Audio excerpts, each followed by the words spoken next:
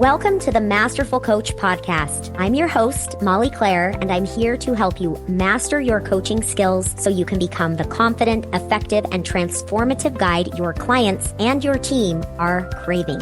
Whether you're a coach, a high-level leader, or an ambitious go-getter ready to transform your own life, you're in the right place. On this podcast, we dive deep into the skills, mindset, and strategies that make the biggest difference when it comes to your coaching, your business, and your impact. And we do all of it while making sure that you're building a life and business that truly fits you. Let's go ahead and get started with this week's episode.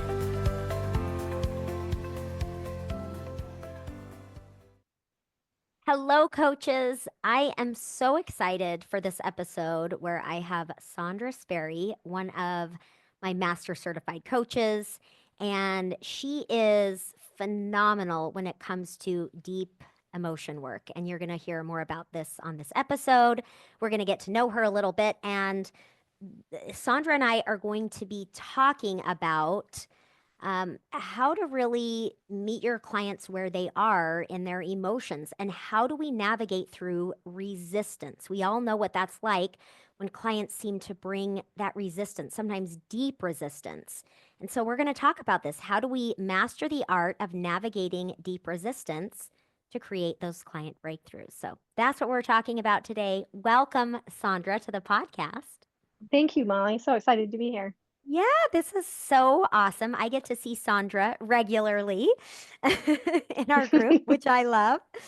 So, so Sondra is, I want to just touch a little bit on, we had a call, I don't know, maybe last week or the week before in our master coach group where we were talking about, your business model, hmm right? hmm And you can add to this, but Sondra's business model is, well, she wouldn't say this, maybe, I don't know, that she is an amazing coach and she loves the work she does with her clients. She loves to work with them in the space of emotions and really help them.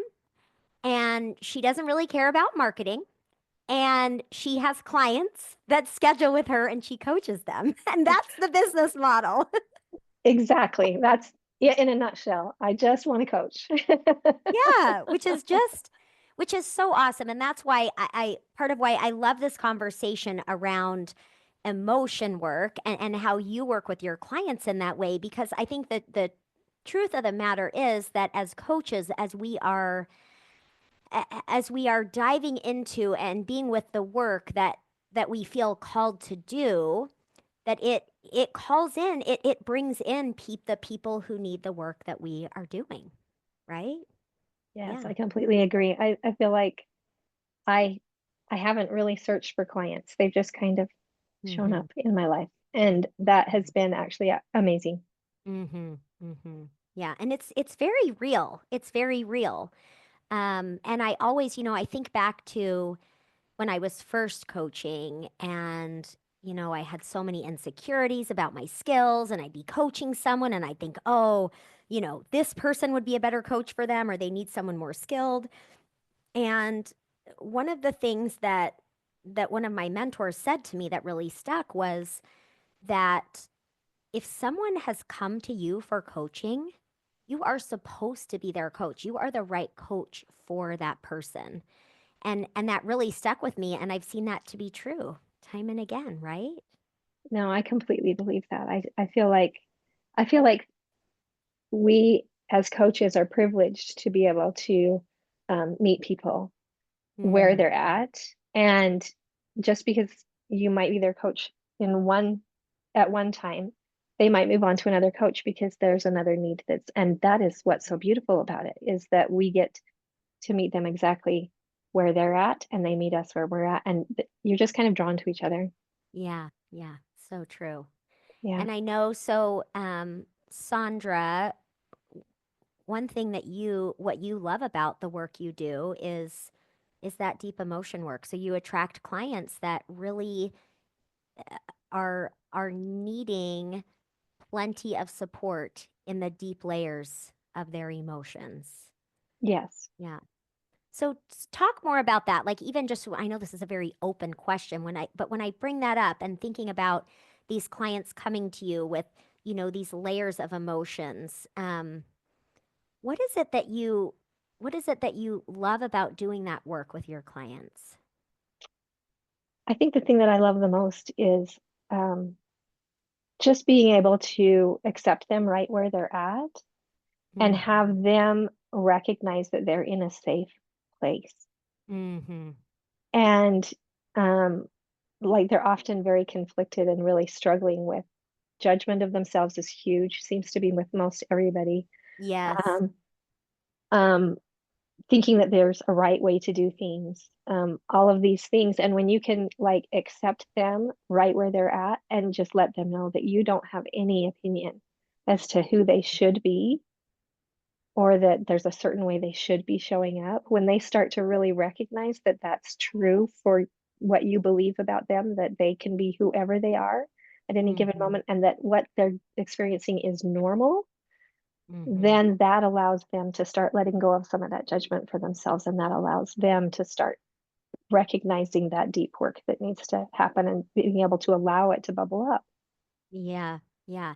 I mean, and Sandra, even as you're talking, it's like I can feel this spirit of softness, of non-judgmentalness, right? Of this just really safe space that you clearly create. And it's interesting, right? Because of course, in Master Coach training, we learn about the nervous system. We work with Melanie on tapping. We're always talking about safety and how we use cognitive coaching language to create safety, how we're with the emotions to create safety, how we remove that judgment. And so clearly, there are skills and concepts that you and I have both learned.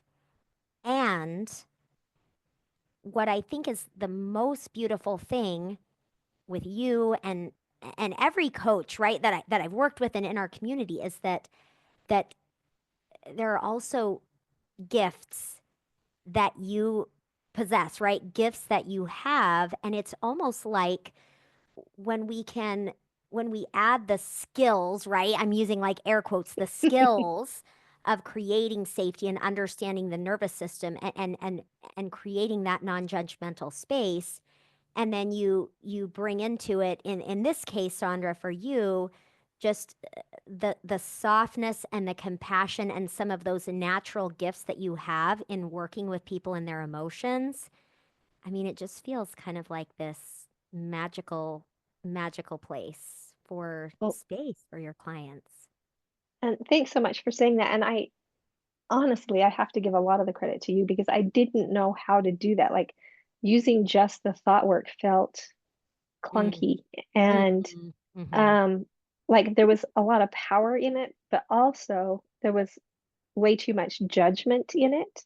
I didn't know how to so learning to let go of that judgment for me first has been huge. Like that has been like that's where I can allow it for them because I have had so much judgment for me that I can see it so easily that oh, right, this is right. this is where they're judging themselves because they're feeling like they should be doing it different or they, Yeah, you know, yeah. Yes, and I think that, when I think it's like the the work in master coach training and that we do this is how I see it. It's like the things that you bring, and I think about many of the coaches that have, such beautiful gifts. Margot, who she's going to be on the hmm, podcast soon, right? yes. And Marianne, and I look at Steph, I look at these coaches, and there are unique gifts in, and all of you listening also, you have unique gifts. And what I love most about this high level coaching work we're doing is that as we as we add the tools and add the skills, one of the most important things, I'm not even going to say one of the most important thing we do is help each of you as coaches to find you within that, right? Yes. Yes, that's huge because like if you're just I mean, I felt like I was a good coach before, but like finding me has made all the difference because then I can Mhm. sit back and not feel like it's a problem. And when my client is feeling like everything in the whole world has gone bad all of a sudden Mhm. because it Mhm. seems like everything's falling apart. I can sit back and be like, no, they're okay. They're going, like, we're figuring this Mhm. out. And being able to feel that safety in my body can Mhm. then allow me to hold that space for them to feel like, oh, maybe I'm going to be okay because she thinks I'm going to be okay. Mhm. Yeah, yeah. Okay, I want to speak to that a little bit, and then I want you to also share a little bit about how you came to coaching too in just a minute. But all of you, as you're listening, think about, let's take a closer look at what Sondra was just saying. And one of the things that we do in master coach training, and that I think is imperative for, well, every human being, and especially coaches, is to be able to build our own trust in ourself, to be able to be with our emotions no matter what they are. Yes. And this is different than coping with our emotions, dealing with our emotions, right? Some of these words that we use. It's Hmm. really about, and by the way, no one taught us how to do this. We're just learning this now, right? Like, but if we think about this, it's a good thing for each of you to consider how how capable do you feel of being with yourself in your emotions? And I'm not just talking about like allowing a feeling, because there's that, but are you able to actually be with yourself with care and compassion for yourself within your emotions? And I know this gets a little vague and ambiguous, but I want you to just think about it, because typically we are all uncomfortable with our own emotions. We see our emotions as a problem to solve, as something to fix, as something to end.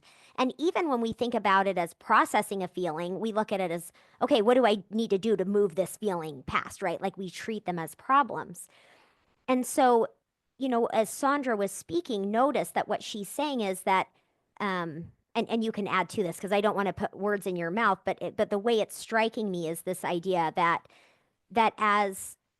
as we all create safety within ourselves with our emotions, right? Sondra, as you have learned to be with your own emotions and removing that judgment, it creates like a care and a nurturing within you, right? Within ourselves.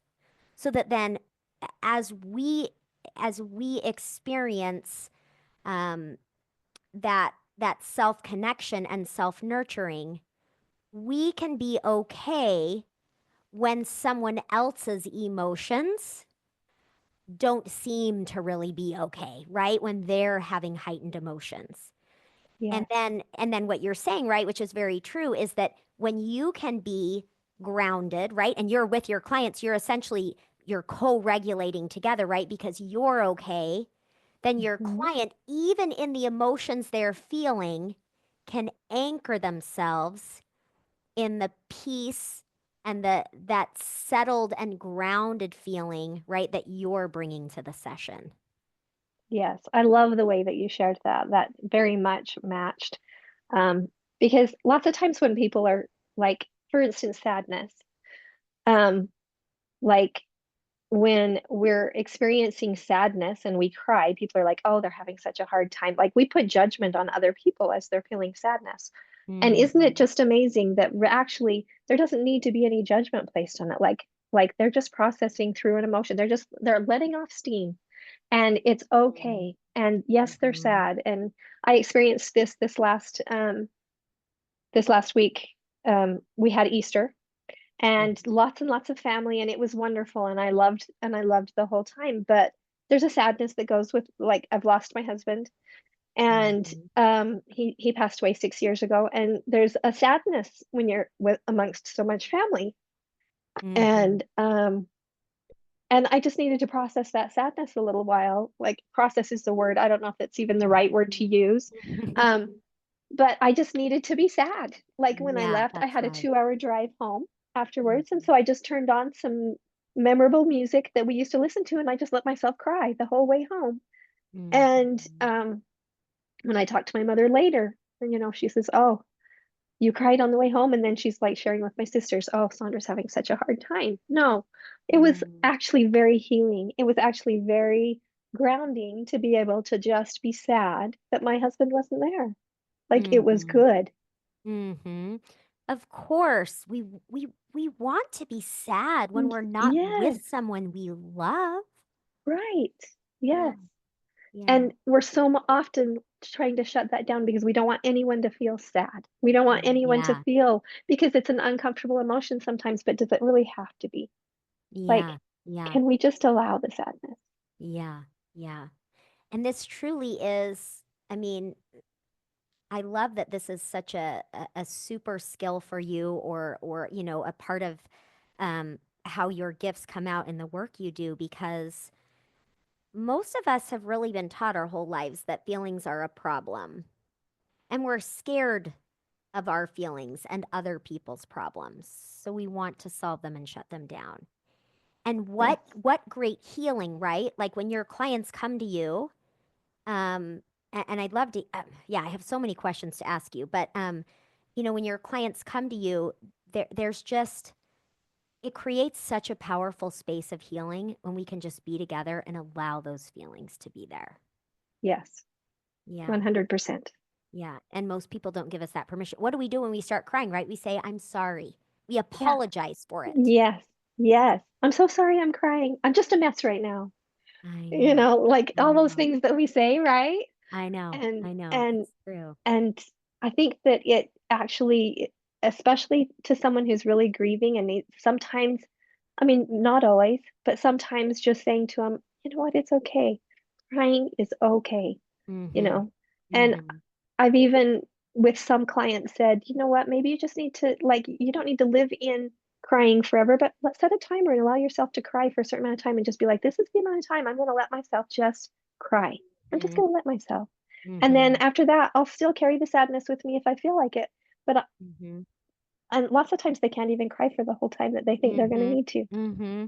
You know what Well, I and mean? people don't realize, yeah, I mean, crying activates the parasympathetic nervous system, which is a good thing, right? Right. Sometimes this is so funny because I sometimes will have a hard time crying when I'm by myself. And so Hmm. I'll like call a friend.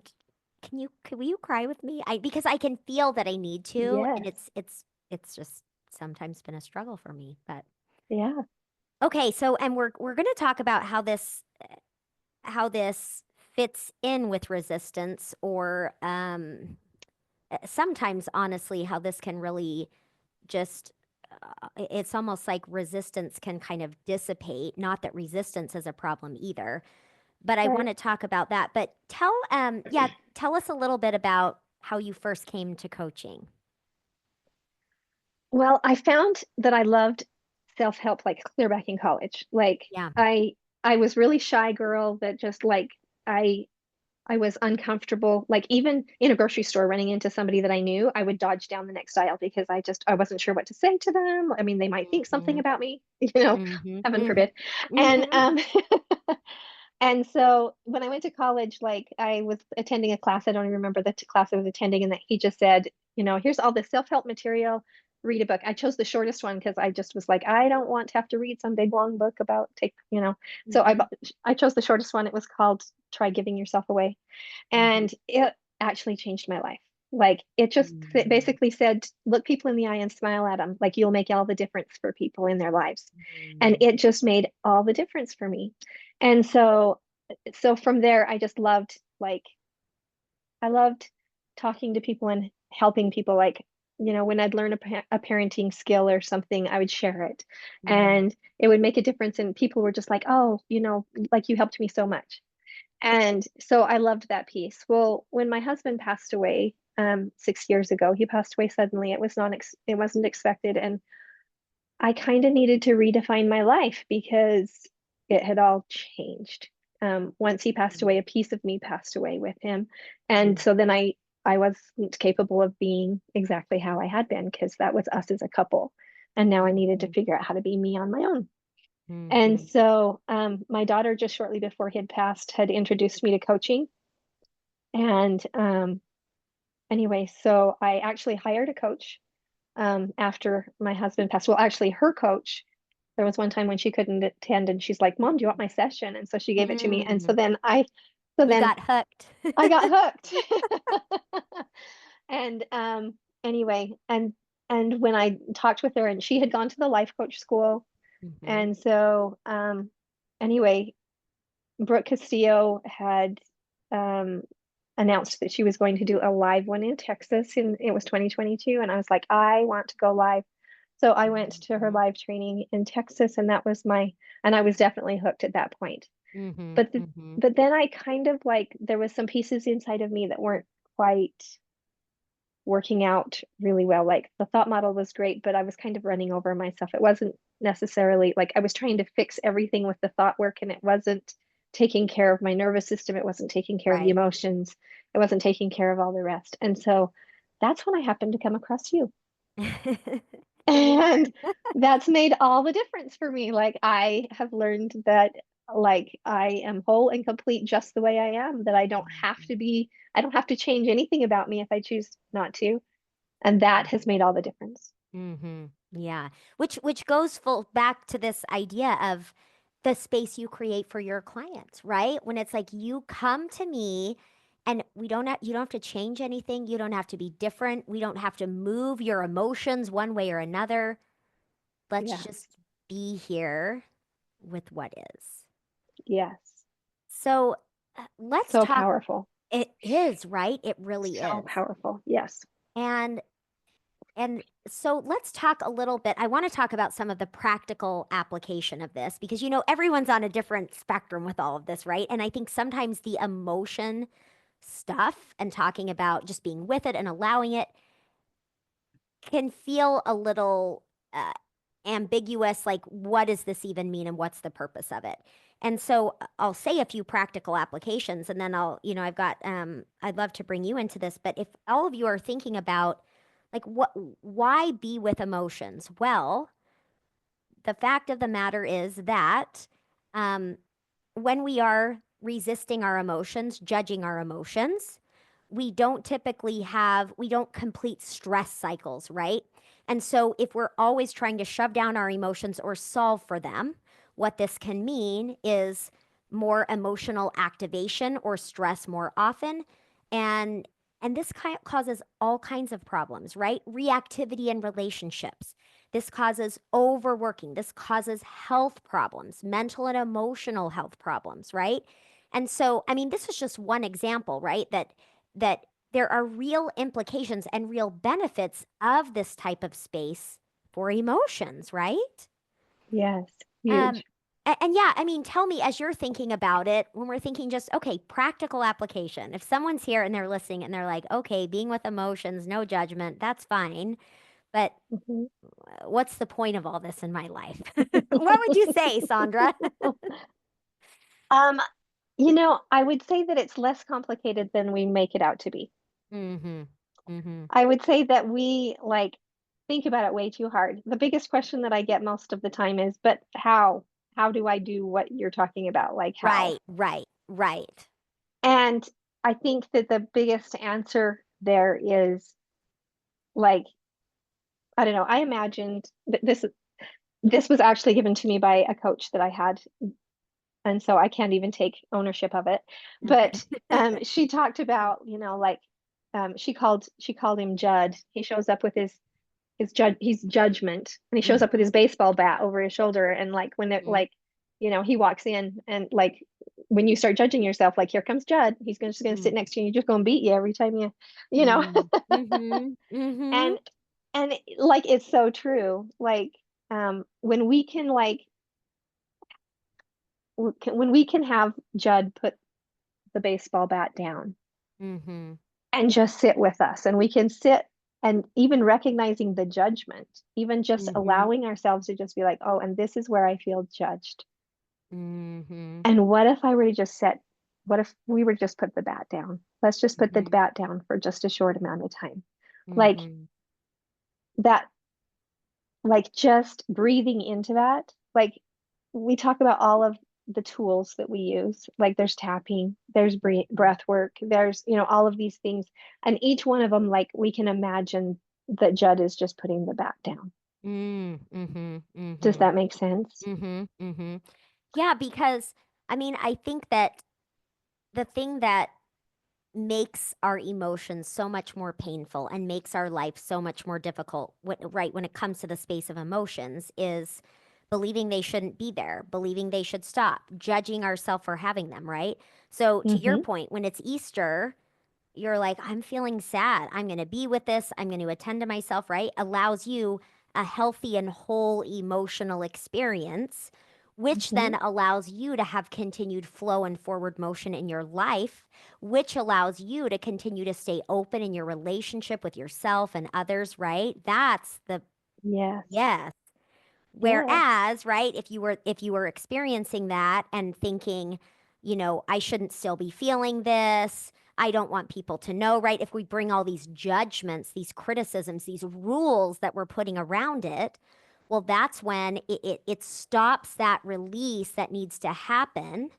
And again, right, creating activation, cutting us off from genuine connection with other people. It just, right? It's a little thing, but Right. it's such a big thing. Yes. And so like then at Easter, then I wouldn't have been able to show up like in a genuine way necessarily with my Mm. family the same way because I'm judging that I'm still having emotion Right, right. Which is over my husband passing, right, right. And it's like which, resisting yes, believing that the feeling should be there, right? right, Resisting, like, think about even the ways if we don't want to look weak or vulnerable or emotional, right? Then what are we doing? It's like we're a little tightened up, right? And we're resisting the true experience of connection.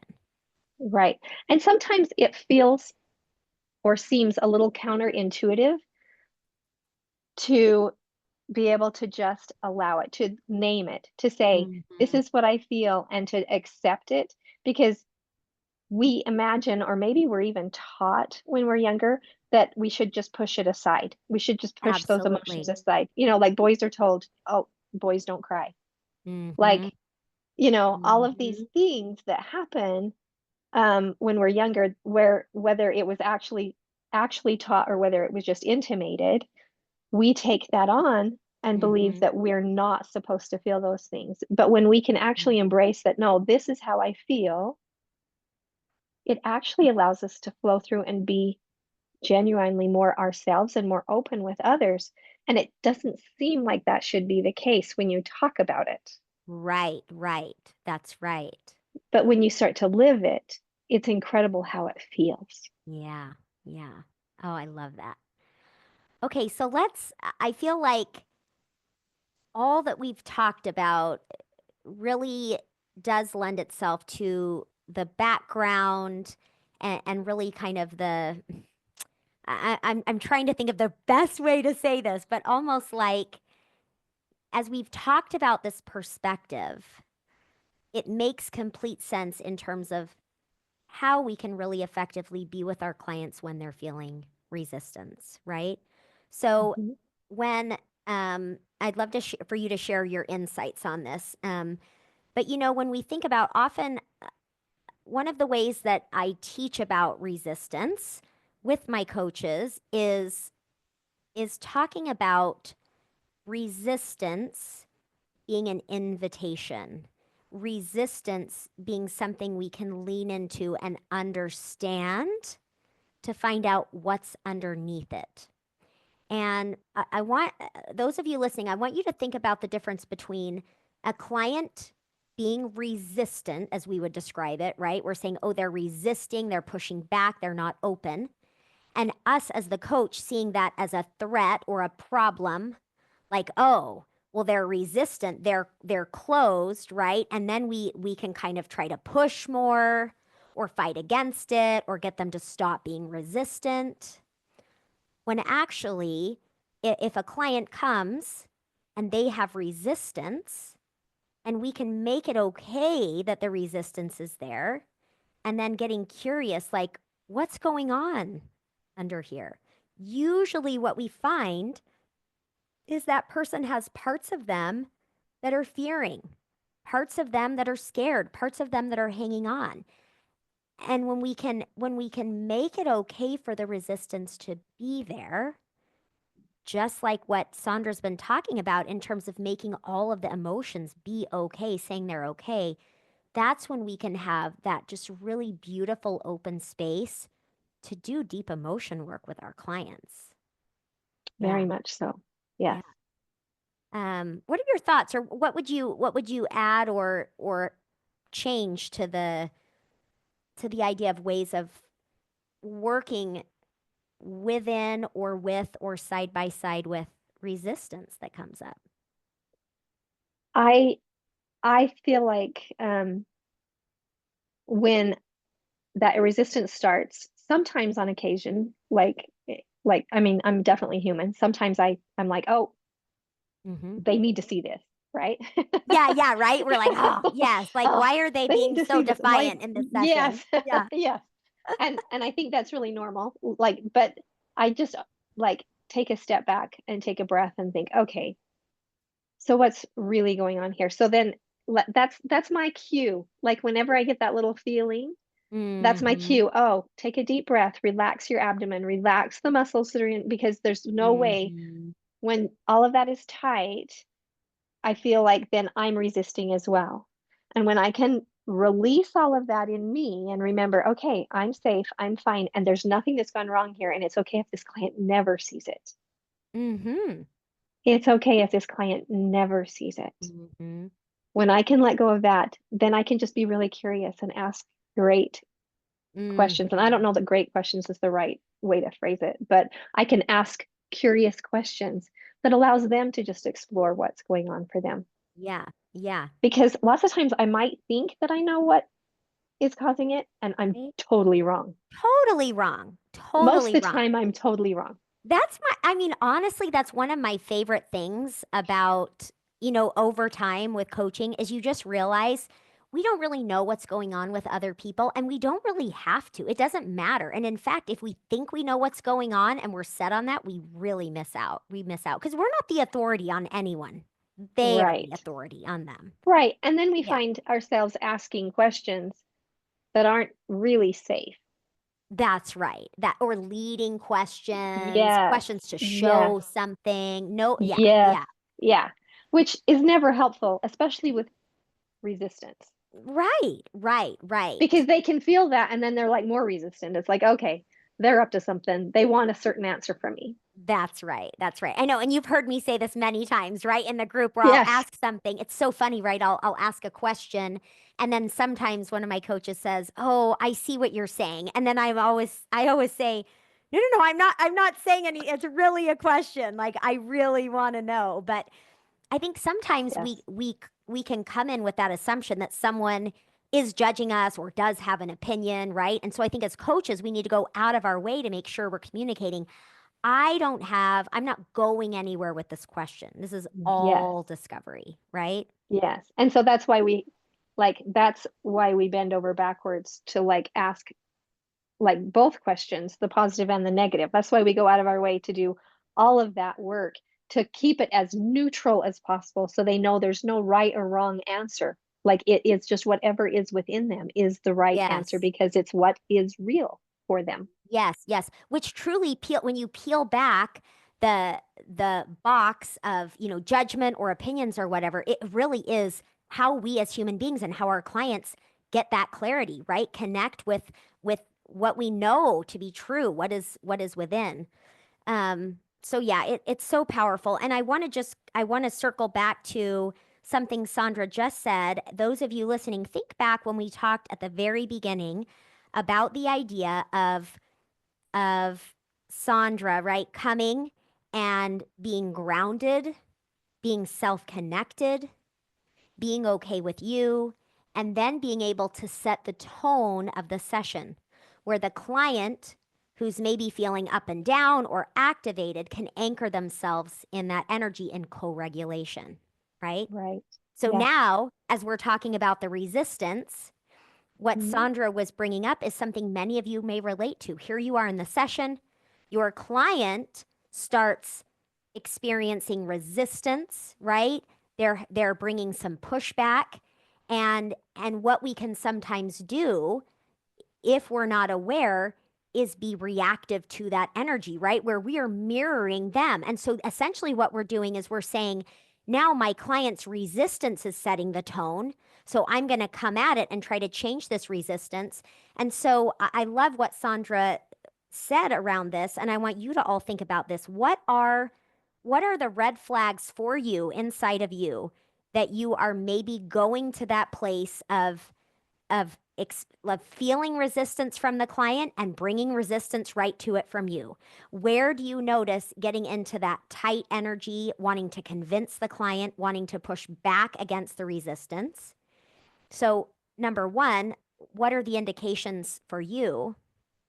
And number two, how can you proactively, just like Sondra was saying that she does, think about how you can be aware of that in session, and how can you go back to a place of setting the tone, the energetic tone of the session by dropping an agenda, dropping judgment, dropping an opinion, and just being with the client in connection. Because I truly think, I mean, we could talk about resistance with clients and many angles, and there is so much to be said and good conversations on it. And I think even with this one simple thing of noticing, right, the instinct to push against resistance, to make ourselves aware of when it happens, and having a way for us to drop back in to openness and curiosity and being grounded. And right, and we do that over and over again. And what do we do? Then we create space for curiosity around the resistance. Exactly. Yeah. Well, this has been awesome. I feel like I wish we could talk all day long, but I know we're going to wrap up here. I'd love for you to share any final thoughts that you have, Sondra, and then, of course, tell people where they can find you. But, you know, coaches, as you're listening, it's very common for all of us to experience resistance with our clients and for us to experience it as well. And I think that I know I can say I used to really judge myself for being resistant. I would think it was a character flaw. I would think I was being stubborn, whatever it was. And now I realize when I'm feeling resistance, the best thing I can do is really care about whatever's going on underneath for me, right? And for me, this often looks like journaling. Like, why am I experiencing resistance? What am I afraid of? And what do I need in this moment? And then I can be with myself, right? Instead of just judging it. So those are some of my final thoughts on this. Sondra, words of wisdom for the audience. A little. Um, I just absolutely love the coaching experience that I've had with Molly. And I just feel like that she is where I actually learned to hold that loving space, was from the loving space that she has offered to me. And so, and I just love helping anyone. Um, Mm, but I, but, but I know I'm not for everybody. Um, and that's okay too. And, anyway, I can be found on coachwithsondra.com, mm-hmm. and I'm just Sondra Sperry on both Facebook and Instagram. So I can be found either. Don't expect a lot from my Instagram or my Facebook because I don't engage in it much, but you can find me there. Don't expect a lot from the site or the profile. Yes, All the yes. magic is found in the coaching sessions, as it There you should go. be, right? As it should be. So that's Thank awesome. And you. you can also, of course, find Sondra on my certified master coach website or I'm sorry, the certified master coach directory on my website, because she is awesome and she is there. And thank you so, so much for sharing your wisdom today. Thank you so much, Molly. I appreciate this opportunity. Thanks, everyone. I'll talk with you next week. Have a good one. That's it for today's episode of the Masterful Coach podcast. If you found this valuable, make sure to subscribe so you never miss an episode. And if you take a moment to leave a review, I would truly appreciate it. It helps more coaches and leaders find this podcast so they can grow right alongside us. Make sure to check out www.mollyclaire.com for the latest offerings in advanced trainings and coaching mastery. Thanks for listening, and I'll talk with you next week.